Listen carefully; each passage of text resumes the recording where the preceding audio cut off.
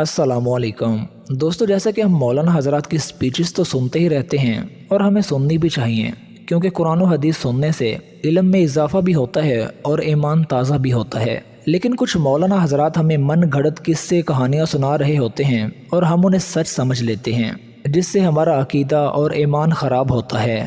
आज के इस वीडियो में हम आपको मौलाना हज़रात के 5 ऐसे ही किस्से कहानियाँ सुनाएंगे जिन्हें शायद आपने पहले भी सुना हो और सच समझ लिया हो, लेकिन इनका हकीकत से दूर दूर तक कोई ताल्लुक नहीं।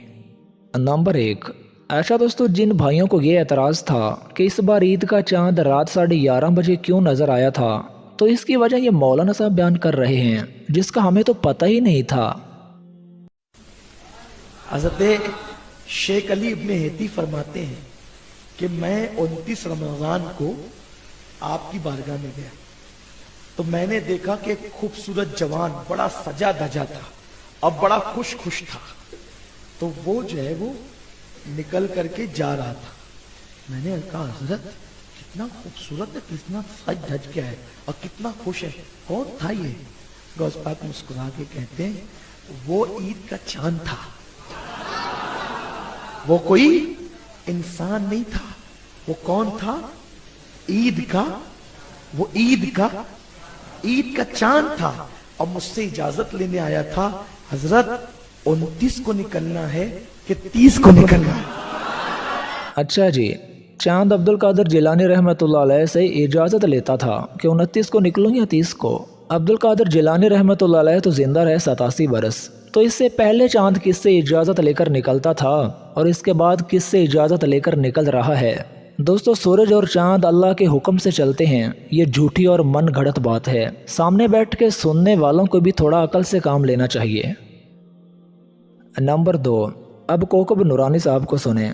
जनाब फरमा रहे हैं कि एक बाबा था जिसका नाम था बाबा धनक्के शाह। मनसेरे का रहने वाला था, जिसने 20 बरस तक कुछ भी खाया पिया नहीं, और बाबे का जिसको डंडा लग जाता था उसका काम बन जाता था। आप पहले इसको सुने, इसके बाद आपको इसकी हकीकत बताते हैं। पहले वफात पाई है, मेरे ख्याल 3 साल ही हुए हैं। बाबा रहमतुल्लाह ने, मानसेरे का रहने वाला था, नाम था रहमतुल्लाह, उसको बाबा धनक्का कहते थे।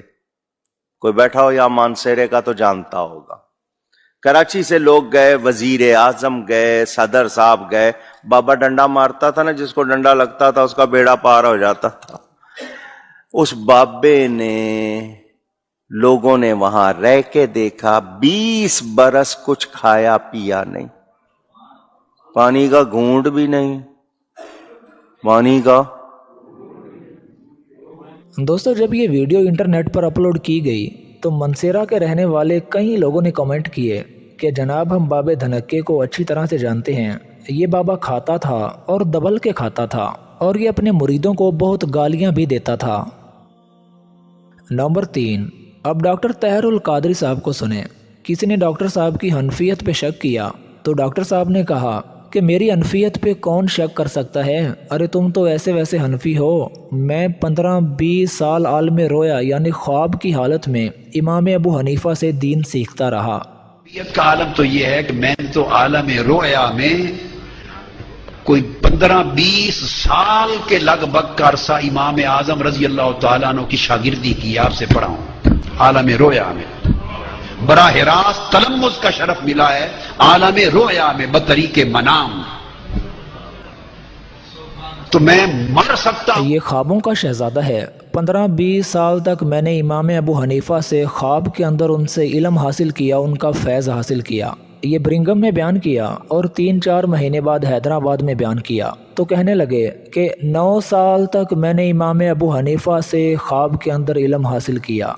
आलम रोया में, ख्वाब में, आलम रोया में अल्लाह की इज्जत की कसम, ताजदार कायनात के नालैन पाक की कसम, आलम रोया में 9 साल तक इमाम आजम अबू हनीफा से पढ़ा हूं।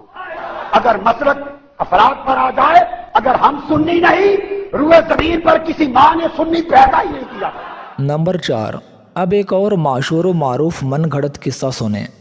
जुनैद बगदादी सतह आप पर चल रहे हैं, पानी पर चल रहे हैं, या अल्लाह या अल्लाह का विरद करते हुए पानी पर चल रहे हैं. ایک شخص دیکھتا ہے, وہ کہتا ہے حضرت آپ پانی پر چل رہے ہیں, یوں چل رہے ہیں جیسے انسان زمین پر چل رہا ہوتا ہے, پڑھ رہے ہیں یا اللہ یا اللہ یا اللہ. وہ شخص کہتا ہے جنید بغدادی میں نے بھی دریا پار کرنا ہے, مجھے فرمائے میں بھی کچھ پڑھوں. فرمایا تو پڑھتا رہے, یا جنید یا جنید یا جنید یا جنید پڑھتا ہوا پانی پر وہ بھی چل رہا ہے. دوستو سیدنا عمر فاروق رضی اللہ تعالیٰ عنہ نے سیدنا معاویہ رضی اللہ تعالیٰ عنہ کو کتنے سال اجازت نہیں دی بحری بیڑا تیار کرنے کی, کیونکہ ان کو کسی نے یہ بتا دیا تھا کہ جب یہ بحری بیڑا ڈوبتا ہے تو سارے پھر اس میں ڈوب ہی جاتے ہیں. تو سیدنا عمر نے کہا کہ میں یہ رزق لینے کے لیے تیار نہیں, تم زمینی راستے سے ہی سفر اختیار کرو. پھر تو جنید بغدادی کا نعوذ باللہ صحابہ سے بڑا مرتبہ ہے, نہیں تو سیدنا عمر کہتے کہ یا اللہ پڑھو اور سمندر پار کر دو, بحری بیڑا بنانے کی کیا ضرورت ہے. دوستو یہ دنیا بے قدر ایفٹ ہے, یہ کرنا پڑے گا دنیا میں, تو ایفٹ تو کرنی پڑے گی. اس کائنات کی سب سے بلند ترین ہستی پیارے نبی صلی اللہ علیہ وسلم کی ہے. اگر آپ صلی اللہ علیہ وسلم کو زخم لگا ہے تو خون مبارک نکلا ہے, 4 دانت مبارک شہید ہوئے, خون کا فوارہ چھوٹا اور آپ بے ہوش ہو گئے. پیاس لگی ہے تو پانی پیا ہے, بھوک لگی ہے تو پیٹ پہ پتھر بھی باندھے ہیں. یہ ساری تکلیفیں دنیا میں اٹھانی پڑیں گی. تم یہ من گھڑت کہانیاں سناتے ہو کہ ایک نگاہ اٹھائی تو یہ کر دیا, دوسری اٹھائی تو وہ کر دیا. اگر یہ کام ہوتے تو اتنی تکلیفیں صحابہ کو کیوں اٹھانی پڑی؟ یا تو پھر کہہ دو کہ ان بزرگوں کے درجے صحابہ سے افضل ہے نعوذ باللہ, اور یا پھر ایسے قصے کہانیاں سنانا چھوڑ دو. نمبر 5, اب ایک اور کوکب نورانی صاحب کا من گھڑت قصہ سنیں جس کا عبد القادر جیلانی رحمۃ اللہ علیہ سے کوئی تعلق نہیں. کتاب میں موجود واقعہ, آپ کے پاس ایک مائی آئی, ایک خاتون آئی, اس کا بچہ آپ کے مدرسے میں پڑھتا تھا.